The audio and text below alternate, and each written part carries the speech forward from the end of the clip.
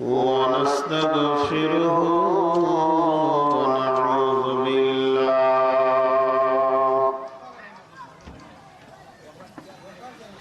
ونعوذ بالله من شرور أنفسنا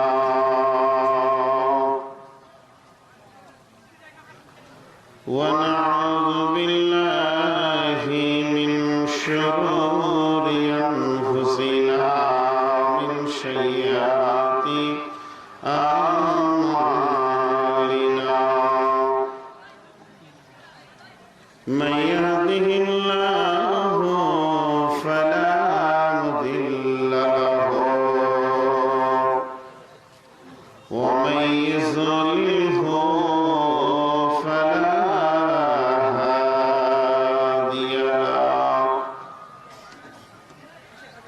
وأشهد أن لا إله إلا الله وحده لا شريك له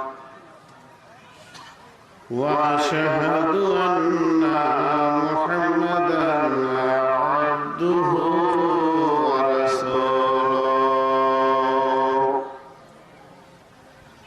الذي أرسله بالحق بصيرا ونذيرا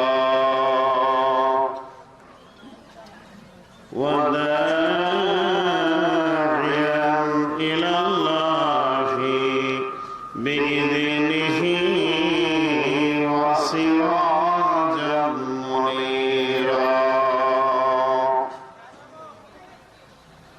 أما بعد فإن خير الحديث كتاب الله وخير الهدي هدي محمد مصطفى صلى الله عليه وسلم وشر الأمور محدثاتها وكل محدثة بدعة وكل بدعة ضلالة وكل ضلالة في النار فقد قال الله تبارك وتعالى في كلامه المجيد وفرقانه الحميد يا أيها الذين آمنوا اتقوا الله وقولوا قولا سديدا يصلح لكم أعمالكم ويغفر لكم ذنوبكم ومن يطع الله ورسوله فقد فاز فوزا عظيما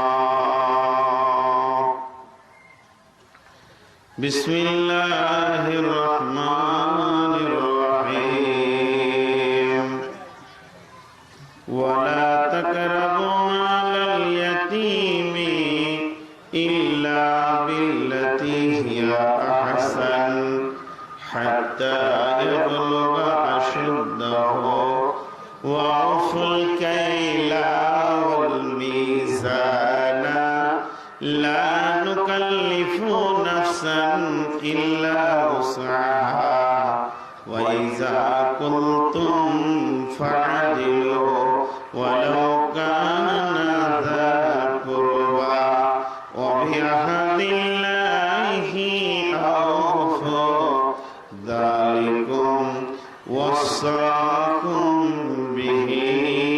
لعلكم تذكرون بسم الله الرحمن الرحيم ثم لتسألن يومئذ عن النعيم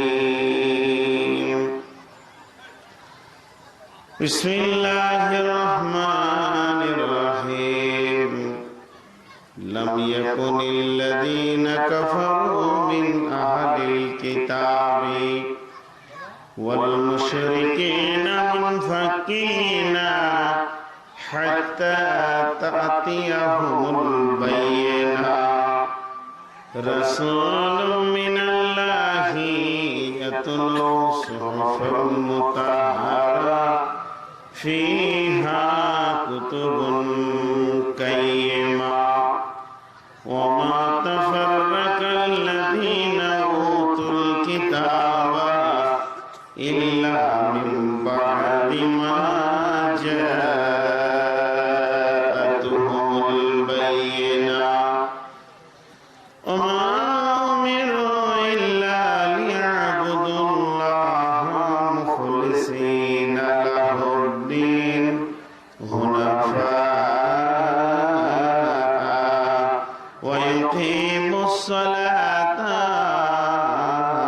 وذلك دين القيمة إن الذين كفروا من أهل الكتاب والمشركين في نار جهنم خالدين فيها أولئك هم شر البرية إن الذين آمنوا وعملوا الصالحات أولئك هم خير البرية جزاؤهم عند ربهم جنات عدن تجري من تحتها الأنهار خالدين فيها أبدا رضي الله عنهم ورضوا عنه ذلك لمن خشي ربه وعن أبي هريرة رضي الله تعالى عنه قال قال رسول الله صلى الله عليه وسلم سبعة يظلهم الله في ظله يوم لا ظل إلا ظله إمام عادل شاب نشأ في عبادة الله ورجل قلبه معلق بالمساجد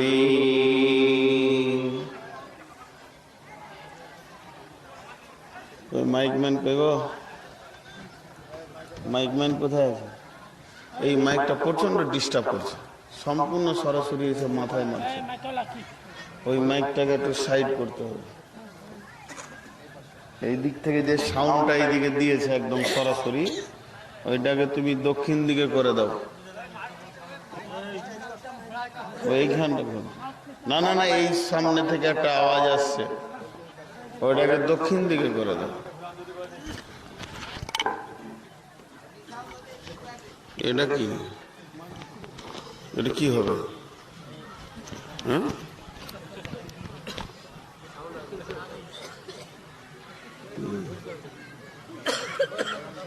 ওইটা তাড়াতাড়ি ঠিক করেন ভাইয়া দুটো কথা বলি তারপরে বেন মায়ান শুরু করব প্রথমেই যিনি প্রশংসার দাবি রাখেন তিনি হলেন আল্লাহ প্রশংসা আল্লাহ গুণগান আল্লাহর প্রভুত্ব আল্লাহর শাসন বিচার আল্লাহর সাজদার মালিক আল্লাহ হায়াতের মালিক আল্লাহ মওতের মালিক আল্লাহ রুজির মালিক আল্লাহ সার্বভৌমত্বের একচ্ছত্রের মালিক আল্লাহ যার কোনো অংশীদার নাই তিনি হলেন আল্লাহ যিনি কোনোদিন ভুল করেন না তিনি হলেন আল্লাহ যিনি যা করেন ঠিক করেন তিনি হলেন আল্লাহ যাকে ছাড়া কেউ চলতে পারে না তিনি হলেন আল্লাহ। যিনি সকলকে ছাড়া চলতে পারেন তিনি হলেন আল্লাহ। যার কোনো পরামর্শের প্রয়োজন হয় না তিনি হলেন। যিনি যেটাই করেন সেটাই ঠিক তিনি কে? যার জীবনে কোনো ভুল আছে, আল্লাহর কোনো ভুল আছে, তিনি হলেন আল্লাহ। ঠিক আছে, সাউন্ড ঠিক আছে, থাক, আর বেশি ঘোরায়েন না, এটাই ঠিক আছে, আপনারা বেঁধে দেন। তো সার্বভৌমত্বের যিনি একচ্ছত্র মালিক তিনি হলেন কে? আল্লাহ। আমরা সেই মাবুদের গোলাম, এর জন্য একবার শুকরিয়া করব না? আলহামদুলিল্লাহ। আর একটু জোরে বলি আলহামদুলিল্লাহ। দরুদ ও সালাম বর্ষিত হোক শেরকের কায়নাত তাজদারে মাদানী নবী কুল শিরোমণি ইমামুল আম্বিয়া মেহবুবে কিবরিয়া ইমামুল হারামাইন শরীফাইন নবী মক্কি নবী মাদানী নবী নাজির নবী বাশির নবী তাসিন নবী মাসিন নবী ইয়াসিন নবী আহমদ নবী মুহাম্মদ রাসূলুল্লাহ সাল্লাল্লাহু আলাইহি সাল্লামের উপর আল্লাহুম্মা আমিন। আল্লাহুম্মা সাল্লি আলাইহি আল্লাহুম্মা বারিক আলাইহি। মুহতারাম মুকাররম,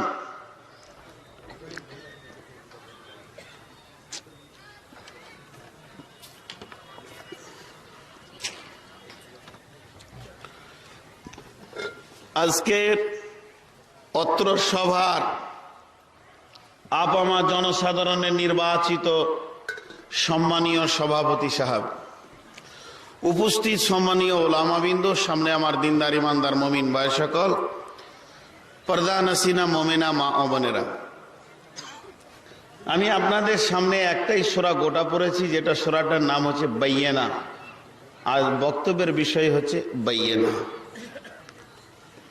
বাইয়িনাটা আমাদের শোনার খুবই প্রয়োজন। বাইয়িনা এমন একটা জিনিস যা আমাদেরকে দামি বানিয়েছেন, কিন্তু এই মজলিসে আমি বাইয়িনা দেখতে পেয়েছি না। বাইয়িনা কাকে বলে, বাইয়িনার বিস্তারিত তাফসীর অবশ্যই আপনাদের সামনে আমি করব, আর এই তাফসীর করার জন্যই উঠেছি।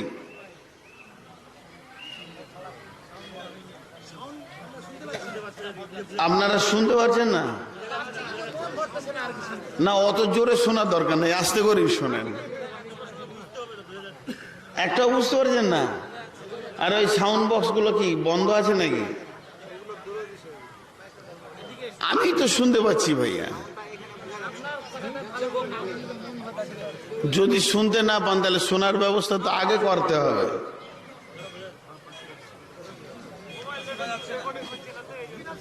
ও আচ্ছা, যাই হোক, আমার মনে হয় মাইক বন্ধ করে দিলে আপনার কাছে আমি শব্দ পৌঁছে দিব। তো যাই হোক, শোনার ব্যবস্থাটা আগে করতে হবে।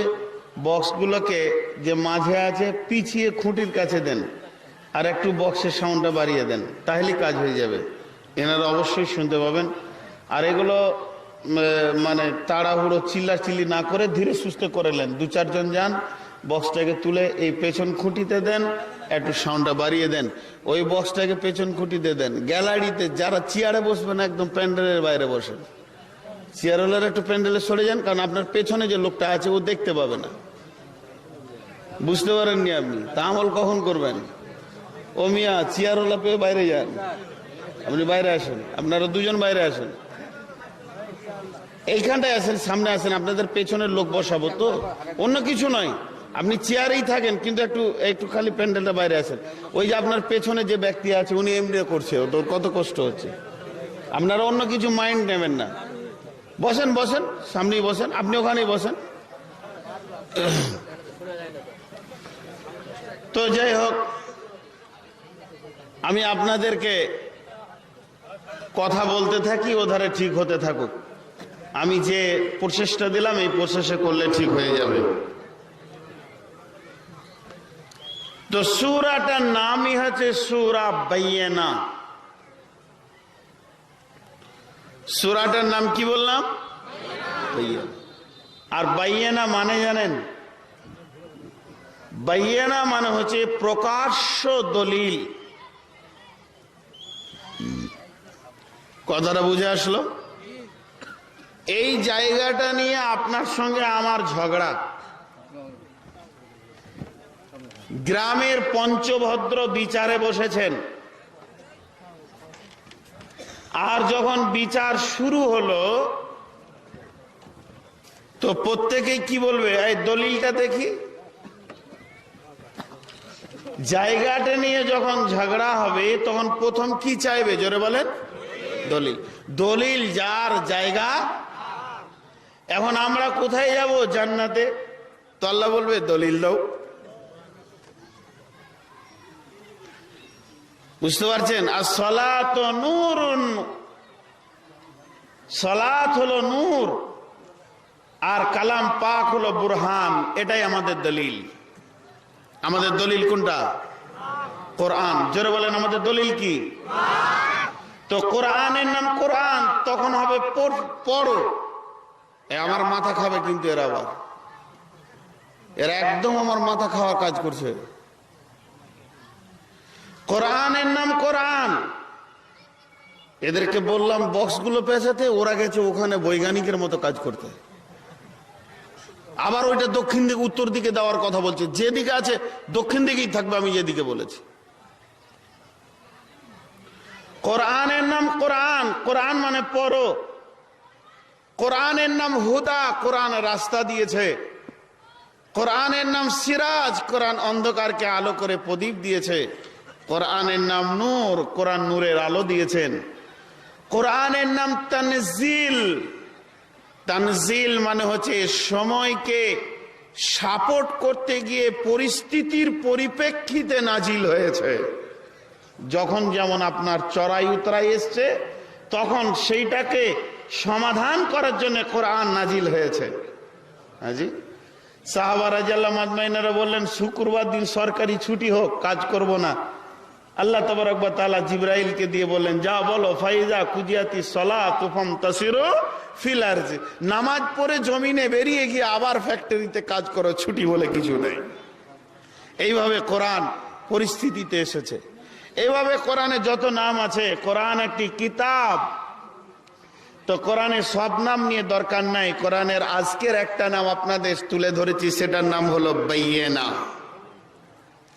আপনাদের বাংলাদেশের সব থেকে বড় কোম্পানির নাম কি? যিনি বিভিন্ন আইটেমের মাল দিতে পারবেন, সে কোম্পানির নাম কি? যাই হোক, আমি আমার ইন্ডিয়ান বলি, ঝামেলা হবে না। ইন্ডিয়াতে আছে টাটা কোম্পানি। টাটা কোম্পানি আপনি বাস পাবেন, টাটা কোম্পানিতে আপনি ট্যাক্সি পাবেন, টাটা কোম্পানিতে মোটর বাইক পাবেন, একটা কুদাল পাবেন টাটা কোম্পানিতে, একটা কাস্তে পাবেন টাটা কোম্পানিতে, একটা তার কাটা পাবেন টাটা কোম্পানি, একটা ছুঁচ কিনবেন তো টাটা কোম্পানি পাবেন, চকলেট খেলো টাটা কোম্পানির পাবেন। বাজারে মাছ, মার্কেটে সবজি থেকে নিয়ে, আপার থেকে নিয়ে একটা ডিপার পর্যন্ত মানুষের সমস্ত মালের ডেলিভারি দিতে পারে যে কোম্পানি, তার নাম টাটা কোম্পানি। তবে ভাববেন না যে আমি টাটা কোম্পানির অ্যাডভার্টাইজ করছি। আমি এই জন্যই বলছি, কোম্পানি যখন দামি হয়, তার সিল, মোহর ক্ষুদ্র থেকে বৃহতে পাওয়া যায়। কথা বোঝাতে পারলাম?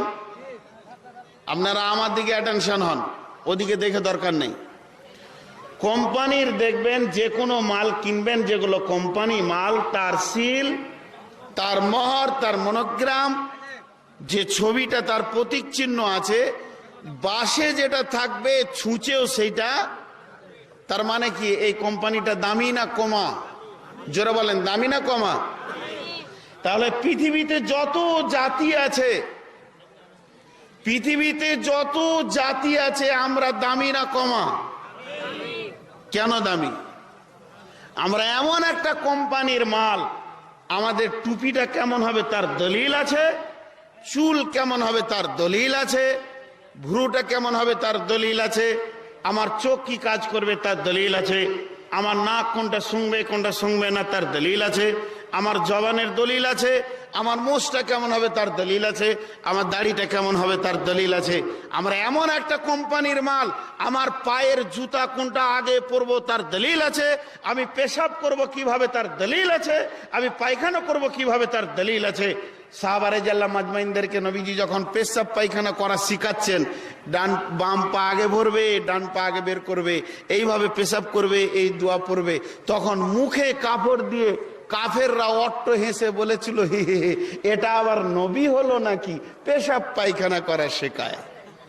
এরা হেসেছিল, আর সাহাবীরা বুকে হাত দিয়ে পাল্টা উত্তর দিয়েছিল গর্বের সঙ্গে, আমাদের নবী পেশাব করাটাও শিখান। আমাদের নবী কত দামি, যা মুসলমানের পেশাবেও একটা বাইয়ানা থাকবে, দলিল থাকবে যে এটা মুসলমান পেশাব করছে। মুসলমান পানি খাবে, তার দলিল আছে। তার মানে মুসলমান যেদিন জন্ম নেবে এবং যেদিন মরবে, তার পুরোটা জীবনে যা কিছু করবে তার ভিতরে দলিল আছে। পৃথিবীর আদার্স কোন জাতির এরকম দলিল। আপনাদের পশ্চিমী ভারত কয় কিলোমিটার? 1 কিলো। আর তারপরে আর 15 কিলো চালিয়ে দেন, তো কত হবে? 1 আর 15 16-17 কিলোমিটার গিয়ে বিহার বলে একটা প্রদেশে কিষানগঞ্জ বলে একটা শহর আছে, চিনেন? গত কয়েকদিন আগে, 1-1.5 মাস আগে, না 1.5 মাস 2 মাস হয়ে গেল, কে এসেছিল? কিষানগঞ্জের জাকির নায়েক এসেছিলেন। তো উনি মুসলমানদের দলিল যেভাবে বর্ণনা করলেন, 3 দিন এই প্রোগ্রামে 21 জন যারা ভারতের আপার লেভেলের বুদ্ধিজীবী, 21 জন নন মুসলিম নতুন কালেমা পড়ে মুসলমান হয়েছে। তো ভাইয়া আবার 2-1 মাসের মধ্যে আবার আসবে, তো হিন্দুরাই আনছে আবার। যত কোটি টাকা লাগে, মারোয়ারিরা বলেছে, শিখেরা, যত কোটি টাকা লাগে ও ব্যক্তিকে আবার আনতে হবে।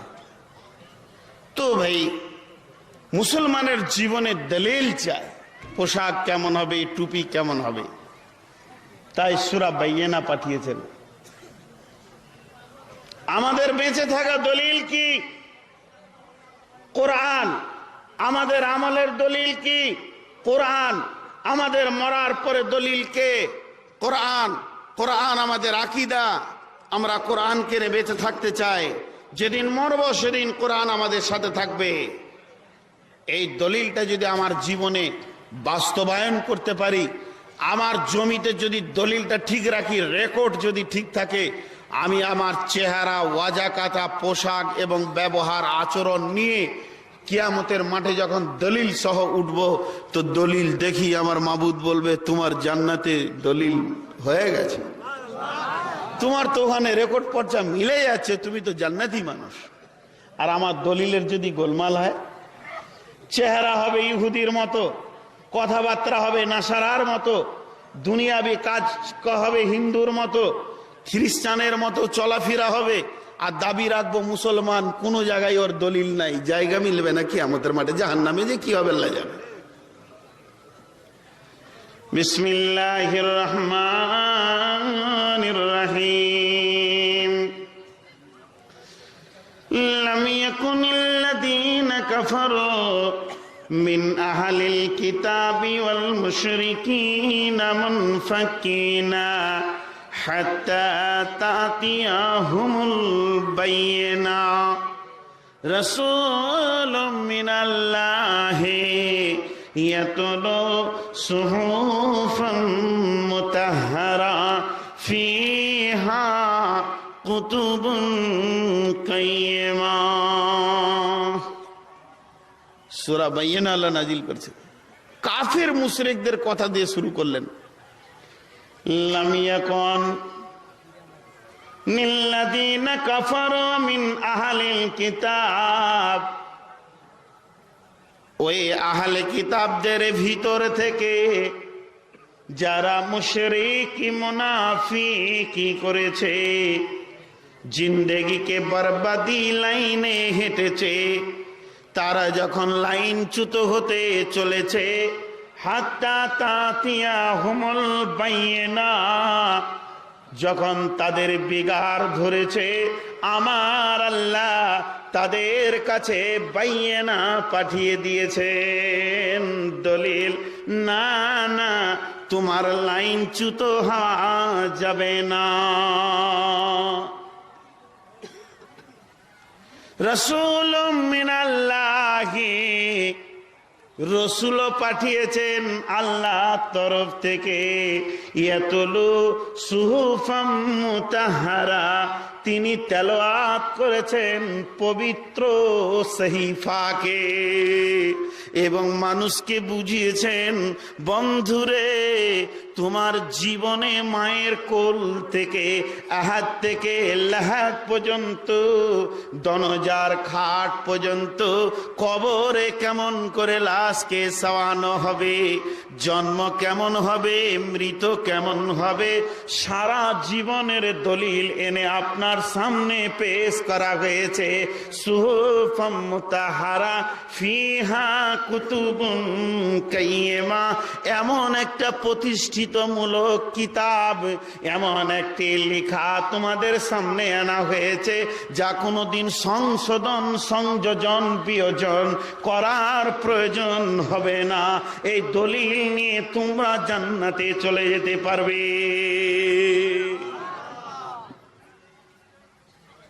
এমন একটা দলিল, এটাকে যে গ্রহণ করে নিল সে জান্নাতের দলিল নিয়ে লেখা। আল্লাহ বলছে আমি জান্নাত ওকে বিক্রি করে দিয়েছি, খালি এসে শরীরে কোরআনটাকে একবার দেখিয়ে দেবে যে আমি ঠিক আছে, কোরআন যা বলেছে আমার বডিতে তাই আছে, বাস। কোরআনটাকে বগলে করে নিয়ে চলে গেলে হবে না আর কি, যে হুজুর আমার কাছে কোরআন আছে, তাহলে তো মুশকিল হয়ে গেল। আমার জীবনে কোরআন আছে। সাহাবা রাদিয়াল্লাহু মাজমাইনদের একটা কথা আপনাদেরকে শোনাই। সাহাবীরা রাস্তায় হেঁটে যাচ্ছে, তো বিধর্মীরা জিজ্ঞেস করছে তোমরা কি করো, তোমরা কারা, আমাদের নাম কি?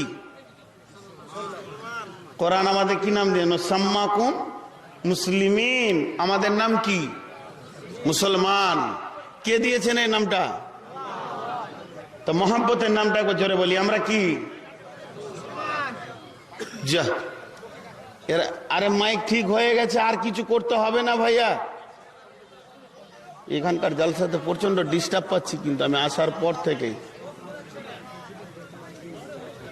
হ্যাঁ, না না, এই কথা বললে আমি 1 মিনিট চালাবো না, ওদেরটা শেষ হবে তারপরে আমারটা শুরু হবে। আচ্ছা দাঁড়ান 1 মিনিট, সাউন্ড কে পাচ্ছেন না কোন এলাকা থেকে হাত তুলেন।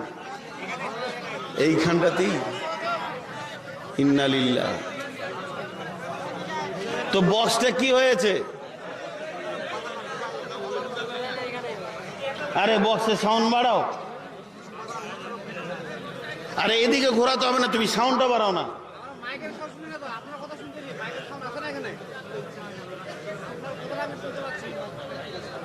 হ্যালো, হয়েছে হয়েছে, আর একটু ঘোরান ঘোরান, আমি বলছি ঘোরান, এদিকে ঘোরান, ওইদিকে নয় এইদিকে ঘোরান।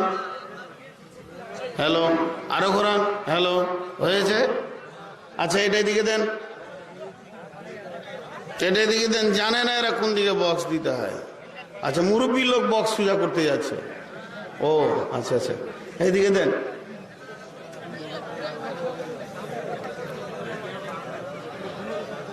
কোন বললে বললো, আজকে মাইকের কমিউনিকেশন ভালো না। আসছে শব্দ আসছে এবার, হ্যালো আসছে। কার কাছে আসেনি এবার বলেন? মাশাআল্লাহ। আবার ওইটা ওইদিকে ঘুরিয়ে দিল নাকি? আরে এইদিকে দেন, এদিকে দিলে সাউন্ডটা বাড়বে, এটা হচ্ছে নিয়ম, বিজ্ঞানকে মানতে হবে কিছুটা। হ্যাঁ আচ্ছা আপনারা ভিতরে ঢুকে যান, আর কত করবো বিচার।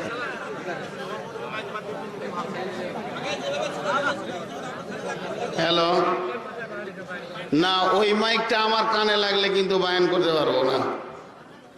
কি আছে বলেন? আপনাদের কোনো দিকে সাউন্ডে ডিস্টার্ব? আপনাদের ডিস্টার্ব হচ্ছে কি? এদিকে হয়নি, শুধু আপনাদের। তো আপনারা দয়া করে ভিতরে ঢুকে যান, ঝামেলা মিটে যাবে।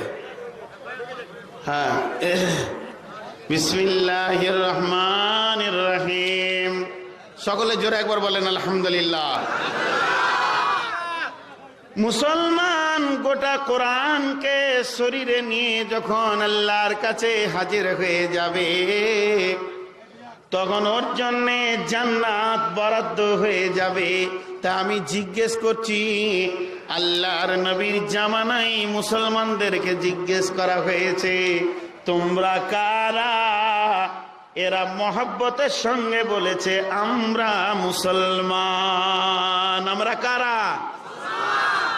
এবার বলেন, যে যে মুসলমান বলে হাত তুলেছেন, আপনার জীবনের দলিল দেখান। আমার জীবনের দলিল হাত নামান। আমরা সকলে হলাম মুসলমান। বন্ধুরে আমার, এটা হলো বর্তমান আধুনিক যুগের 2012 সালের মে মাসের 5 তারিখের মুসলমান।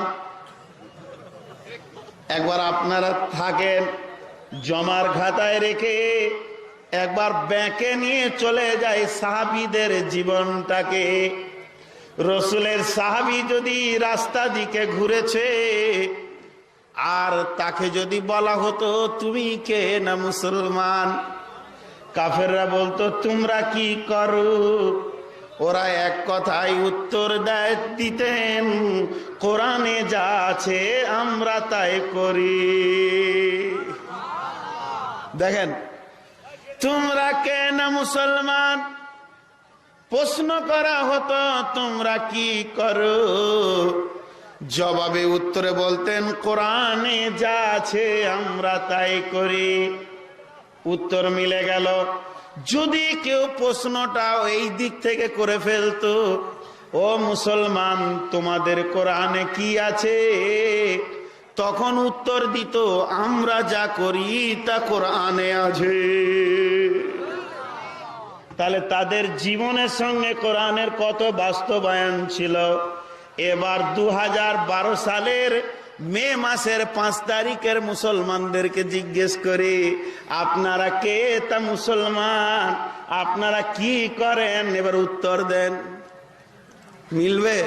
জুয়া খেলি, চুরি করি, বেঈমানি করি, মিথ্যা কথা বলি, বাটপারি করি। এখন যদি বলেন কোরআনে যা আছে আমরা করি, একটা বিধর্মীকে যদি এই কথা বলে ফেলেন, তার কোরআন সম্পর্কে ধ্যান ধারণা খারাপ হয়ে যাবে। নিশ্চয়ই কোরআনের জুয়ার কথা আছে, দাড়ি চাঁচার কথা আছে, মিথ্যার কথা আছে, নচেত মুসলমান কেন মিথ্যা কথা বলবে? দলিল মিলছে গো? এখন দলিল মিলছে এখন। তাহলে কোরআন আমাদের দলিল আর বলা যাবে? যদি কোনো খ্রিস্টান এসে আপনাকে প্রশ্ন করে, তোমাদের কোরআন তো কোনোদিন পড়িনি, তো কোরআনে কি আছে? আর আপনি যদি বলেন আমি যা করি তাই কোরআনে আছে, তাহলে ভেজাল লেগে যাবে। সে কোরআনকে অরিজিনাল বুঝতে পারবে না। বরং সাহাবীরা বলেছেন, কোরআনে যা আছে তা আমরা করি, আর আমরা যা করি তা কোরআনে আছে। এরই নাম হলো দলিল, এরই নাম হলো বাইয়ানা। মানুষ কথা বলবে, তার দলিল হবে। মানুষ পায়ে চলবে, তার দলিল হবে। মানুষ একটা কারোর সঙ্গে আলাপ করবে, সেটাও শরীয়ত মতে হবে। কি বলেন, হবে কি হবে না? এর নাম হলো বাইয়ানা। এই বাইয়ানাকে সামনে রেখে কয়েকটি কথা বলবো। ছোট্ট ছোট্ট করে পয়েন্টগুলো চেঞ্জ হবে, ছোট্ট ছোট্ট করে পয়েন্টগুলো চেঞ্জ হবে। মেন খেয়াল থাকবে বাইয়ানা, খুব খেয়াল করেন। আল্লাহ তাবারক ওয়া তাআলা আমাদেরকে দুনিয়াতে পাঠালেন কেন? ওমা খালাকতুল জিন্না ওয়াল ইনসা ইল্লা লিয়াবুদুন। এই মোবাইলটা তৈরি হয়েছে এর একটা কারণ আছে। কথা হবে, যখন কথা হচ্ছে না, সিম কার্ড চেঞ্জ করছি, কথা হচ্ছে না, তারপরেও হচ্ছে না। মেকানিককে দিলাম, ঠিক করে আনলাম, তারপরেও হচ্ছে না, কোনো রেসপন্স নাই, ডাস্টবিনে চলে যাবে। একটা আমের গাছ লাগিয়েছেন, মোটর বাইক কিনেছেন, বড় শখ করে চেপে আপনি রানী শঙ্কর যাবেন, প্রতিদিনের চাকরির ডিউটি। ও 3 কিলোমিটার যাওয়ার পর প্রতিদিন ঠেলা লাগায়। পেছনে একদিন আপনার বন্ধু চেপে বলছে, তোর সঙ্গী আজকে রানী শঙ্করে যায়। এমন দাঁড়িয়ে গেল, আর স্টার্টই নেয় না। ও বলছে, নুনে বিক্রি করবি? আমার বাড়িতে 20 কেজি নুন আছে, একদিকে চাপাবো তোর গাড়িটা, পরের দিনে গাড়ি বিক্রি হয়ে গেছে। একটা আমের গাছ লাগিয়েছেন বড় শখ করে, আম হবে, আপনি আমি খাবো। 20 বছর গাছটার পেছনে মেহনত করলেন, আম তো দূরের কথা, আমের কুড়ি বা মুকুলটাও আসলো না। ছেলেটাকে ডেকে বলবেন, সেলিম রে, কুড়ালটা নিয়েই তো দে, ওকে কেটে আর বুনিয়াদ শেষ করে দেয়। শখের গাছের বুনিয়াদ চলে গেল। একটা টবে গোলাপের গাছ লাগালেন, ফুল ধরবে, মনোরম হবে, মনোরঞ্জন হবে, ভালো লাগবে, ফুল ধরলো না। ছেলেটাকে ডেকে বলবেন, দাটা নিয়ে আই, ওর বুনিয়াদ শেষ করে দি। যখন যে কাজের জন্য যাকে আনা হবে সেই কাজ না করলে তার বুনিয়াদ যেমন শেষ হয়ে যাবে, এই মুসলমানকে আল্লাহ কালাম পাক দিয়ে যে কাজ জন্য পাঠিয়েছে, ওই কাজ ছেড়ে মুসলমান যখন অন্য কাজে যাবে তখন মুসলমানদের উপরে পিটানি পরে আর বুনিয়াদ শেষ করে দেবে আল্লাহ। বন্ধুরে আমার, এবার আসুন, মাথা থেকে নিয়ে পা পর্যন্ত যতগুলো বডিতে পার্টস লাগানো আছে, সমস্ত পার্টস গুলো কিভাবে ব্যবহার করব তার জন্য আমার আল্লাহ কালাম পাকে দলিল দিয়ে দিয়েছেন। আর ওইটা কি বলেছেন? বাইয়ানা। বন্ধু, কেমন ভাবে আমার কোন পার্টসটা কোন জায়গায় ব্যবহার হবে, এতটুকু যদি ব্যবহার বিধিতে উল্টা হয়ে যায়, সামান্য নেগেটিভ পজিটিভ উল্টা হয়ে গেলে আলো জ্বলবে না, ফ্যান চলবে না, মাইক চলবে না। আর আমার মাবুদের দেওয়া আইন কানুন যদি আপনার আমার বডিতে না এসে চেঞ্জ হয়ে যায়, তাহলে কিন্তু আল্লাহকে পাওয়া যাবে না।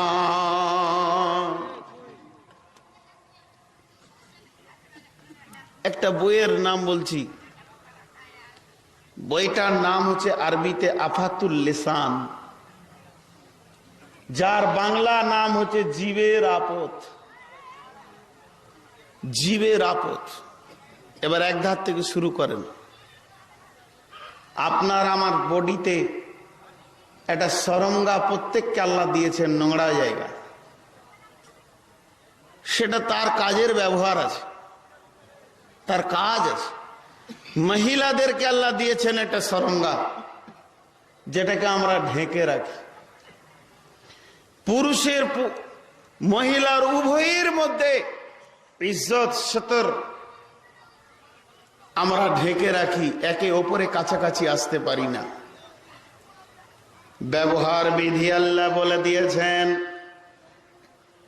কিন্তু জেনেলেন একজন মহিলা আর একজন পুরুষ দুইজন যদি নিজেদের মধ্যে মেল মহব্বত করে নিয়ে নিয়ত করে গুনহার ময়দানে নামব, তাহলে দুটি সরঙ্গা, একটা পুল্লিঙ্গ একটা স্ত্রীলিঙ্গ, এই দুটি মিলে একটা গুনহা করতে পারবে, যার নাম হচ্ছে ব্যভিচার, যাকে বলা হয় জিনা। এছাড়া দ্বিতীয় কোনো গুনাহ করতে পারবে না। জায়গাটা হলো নোংরা, কিন্তু গুনাহ কটা হয়? মাত্র একটি, যেটাকে ব্যভিচার জিনা বলে আমরা জানি। এছাড়া দ্বিতীয় কোনো গুনাহ এর দ্বারা করা সম্ভব হবে না। কিন্তু বডির ভিতরে একটি